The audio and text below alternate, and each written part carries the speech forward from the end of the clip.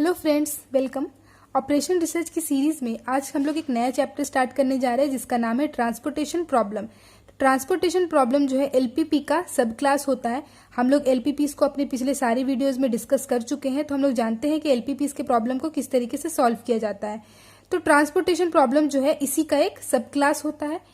आज हम लोग इस वीडियो में ट्रांसपोर्टेशन प्रॉब्लम से रिलेटेड इंट्रोडक्शन, इसके ऑब्जेक्टिव, इसको किस तरीके से रिप्रेजेंट करते हैं, मतलब किस तरीके से इसको लिखते हैं टेबुलर फॉर्म में, इसको किस किस मेथड से सॉल्व किया जाता है, सारी बातें करेंगे।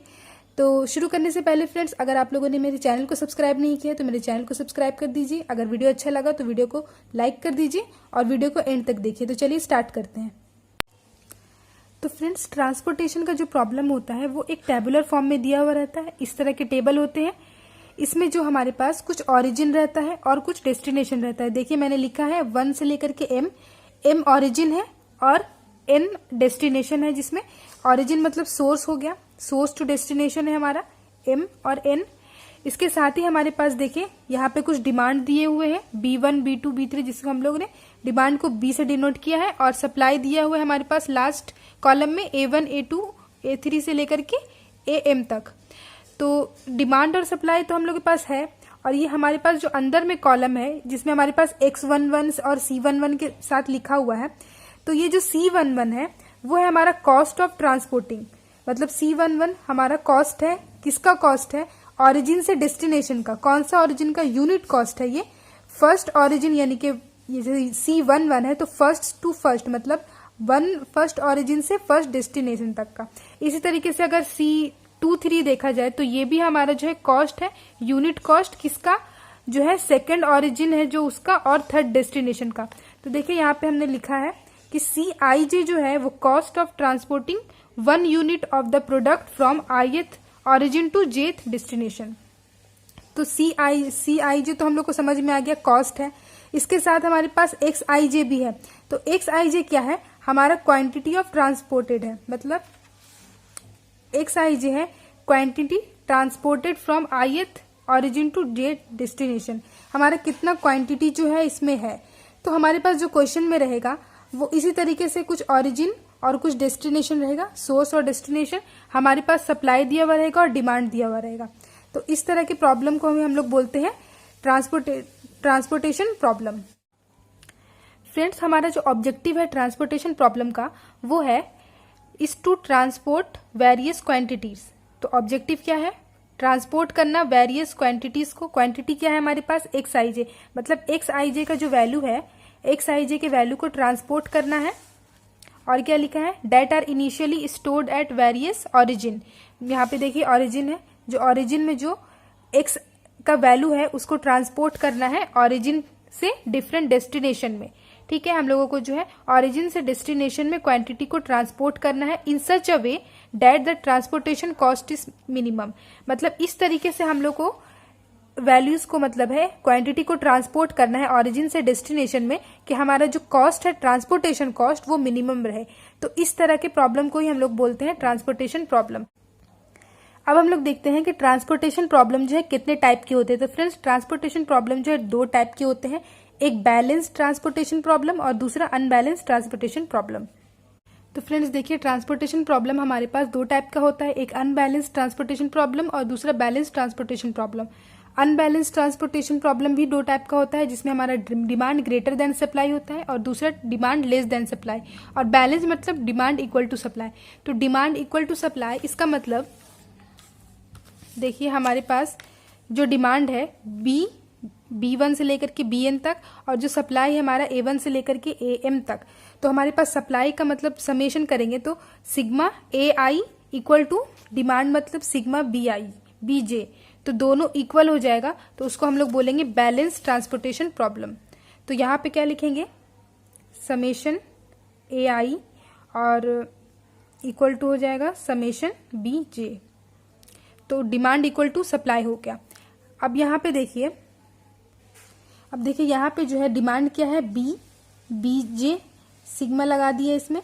ये जो अगर ग्रेटर देन हो जाएगा सप्लाई से, मतलब सिग्मा AI से, तो ये एक टाइप का हो गया। और दूसरा में क्या है? अगर सिग्मा BJ लेस देन हो जाएगा सिग्मा AI से, यहाँ पे AI होगा। AI से। तो ये दो टाइप का प्रॉब्लम हुआ। अब इसमें क्या करेंगे, अगर हमारा डिमांड ग्रेटर देन सप्लाई हुआ तो हम लोग एक डमी रो को ऐड करेंगे, मतलब एक एडिशनल रो को ऐड करेंगे। तो यहाँ पे जैसे कि हम लिख देते हैं ऐड अ डमी रो, एक डमी रो को ऐड करेंगे विथ कॉस्ट 0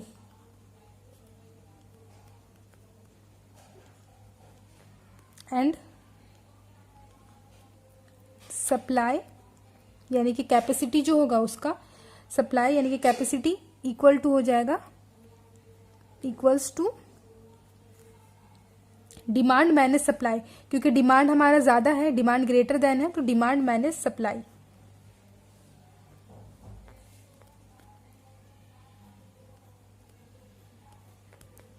अगर हमारा ये केस रहा, अगर ये वाला केस रहा तो हम लोग को जो टेबल जो दिया हुआ है, मतलब जो हमारे पास इस तरीके से जो टेबल दिया हुआ रहेगा क्वेश्चन में, इसको हम लोग को चेंज करने का जरूरत नहीं है। आप लोग याद कीजिए, हम लोग एलपीपी में जब सॉल्व करते थे तो हम लोग उसको जनरल फॉर्म से स्टैंडर्ड फॉर्म में कन्वर्ट करते थे, हम लोग डायरेक्ट जनरल फॉर्म से सॉल्व नहीं करते थे। तो ट्रांसपोर्टेशन प्रॉब्लम में भी जो भी हमारे पास टेबुलर फॉर्म दिया हुआ रहेगा उसको हम लोग हमेशा डिमांड और सप्लाई को इक्वल टू करेंगे तभी सॉल्व करेंगे। मतलब अगर हमारे पास अनबैलेंस्ड ट्रांसपोर्टेशन प्रॉब्लम दिया हुआ भी रहे तो भी पहले हम लोग उसको बैलेंस में कन्वर्ट करेंगे, उसके बाद हम लोग सॉल्व करेंगे। तो अगर बैलेंस है तो कोई दिक्कत नहीं है, लेकिन अगर अनबैलेंस है तो हम लोग क्या करेंगे, अगर हम लोग देखेंगे कौन सा बड़ा है। अगर डिमांड ग्रेटर देन रहेगा तो हम लोग एक डमी रो को ऐड कर देंगे जिसका कॉस्ट जो रहेगा 0 रहेगा, मतलब सारे में 0 0 रहेगा। और उसके सप्लाई के जो हम लोग कॉलम में, उसमें हम लोग क्या करेंगे, डिमांड माइनस सप्लाई को लिखेंगे। इसके बाद है डिमांड लेस देन सप्लाई। अगर डिमांड लेस देन सप्लाई रहेगा तो हम लोग क्या करेंगे, एक डमी कॉलम को ऐड करेंगे। तो यहां लिख देते हैं add a dummy column. Dummy column मतलब एक एडिशनल कॉलम हुआ, उसको ऐड करेंगे विथ कॉस्ट 0 एंड यहां पे क्या होगा, डिमांड इक्वल्स टू क्या होगा, यहाँ पे डिमांड जो है लेस देन सप्लाई है तो यहाँ पे होगा सप्लाई माइनस डिमांड। तो अगर अनबैलेंस ट्रांसपोर्टेशन प्रॉब्लम रहा तो इन दोनों में से कोई एक ना एक तो केस होगा ही, या तो डिमांड बड़ा होगा या तो सप्लाई बड़ा होगा।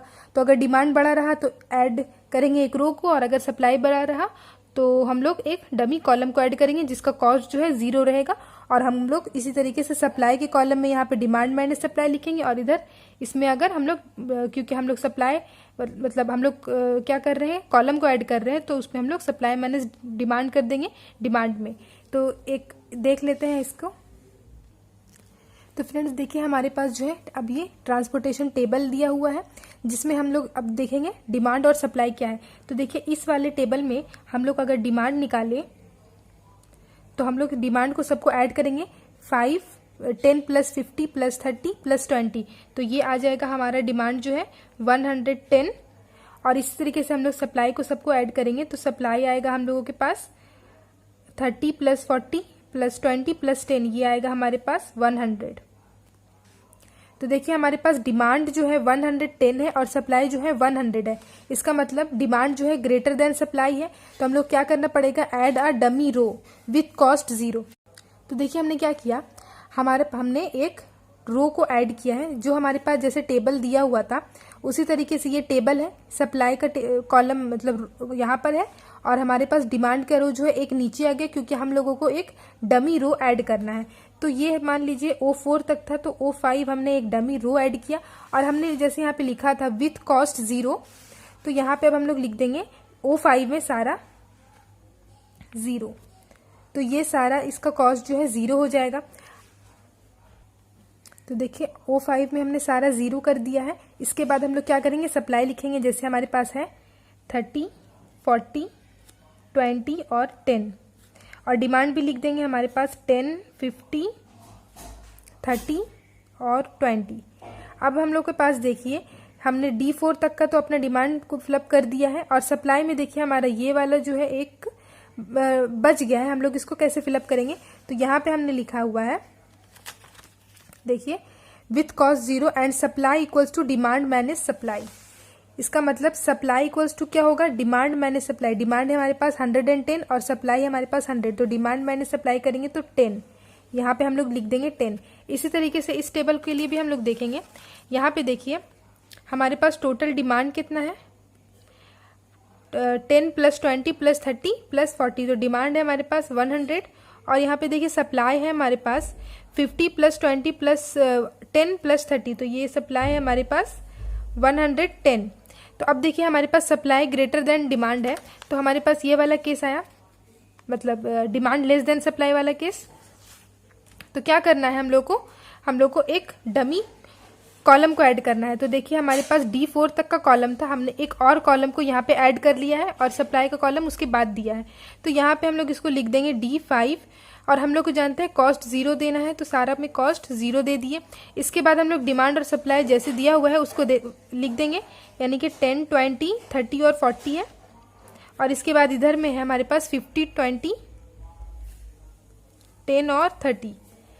तो ये हो गया हमारे पास टेबल। और इसके बाद देखिए D4 के कॉलम में जो हमारे पास एक डिमांड की कमी है, तो इसको हम लोग देखे हैं, यहाँ पे है demand equals to supply minus demand. तो सप्लाई हमारे पास 110 है, डिमांड है 100, तो सप्लाई माइनस डिमांड करेंगे तो आएगा 10। तो इस तरीके से जो हम लोगों को टेबल को फिलअप करना होता है, और ऐसे हम लोग ट्रांसपोर्टेशन के प्रॉब्लम को अनबैलेंस से बैलेंस करते हैं। तो आप लोगों ने देख लिया कि ट्रांसपोर्टेशन के प्रॉब्लम को हम लोग अनबैलेंस से बैलेंस किस तरीके से किए हैं। इसी तरीके से हम लोग को जो भी प्रॉब्लम्स दिए रहेंगे सबको बैलेंस करके ही सॉल्व करना होता है। अब हम लोग देखते हैं ट्रांसपोर्टेशन के प्रॉब्लम से कितने सारे मेथड्स होते हैं। तो फ्रेंड्स देखिए हमारा जो ट्रांसपोर्टेशन प्रॉब्लम का जो हम लोग का सॉल्यूशन है वो 2 टाइप से निकलता है। Transportation problem can be obtained in 2 stage. वो 2 स्टेज है, इनिशियल सॉल्यूशन और दूसरा है ऑप्टिमल सॉल्यूशन। तो देखिए इनिशियल सॉल्यूशन जो है हमारा, वो हम लोग को इन तीनों में से कोई भी एक सॉल्व करके हम लोग को मालूम किया जा सकता है। मतलब initial solution can be obtained by using any one of 3। वो 3 जो मेथड्स है वो है, पहला north west corner rule, second है लीस्ट कॉस्ट मेथड और मैट्रिक्स मिनिमा मेथड, और थर्ड है हमारा वॉजल्स अप्रोक्सीमेशन मेथड। तो फ्रेंड्स इन तीनों में से जो है वॉजल्स अप्रोक्सीमेशन मेथड जो है वो हम लोग ज़्यादा प्रेफर करते हैं, क्योंकि इससे जो हम लोगों को सॉल्यूशन निकल के आता है इनिशियल सॉल्यूशन, वो या तो ऑप्टिमल सॉल्यूशन होता है या तो ऑप्टिमल सॉल्यूशन के बहुत ही क्लोज होता है। तो इन दोनों से ज़्यादा हम लोग वॉजल्स अप्रोक्सीमेशन मेथड को जो है प्रेफर करते हैं। इसके बाद है हमारा ऑप्टिमल सॉल्यूशन।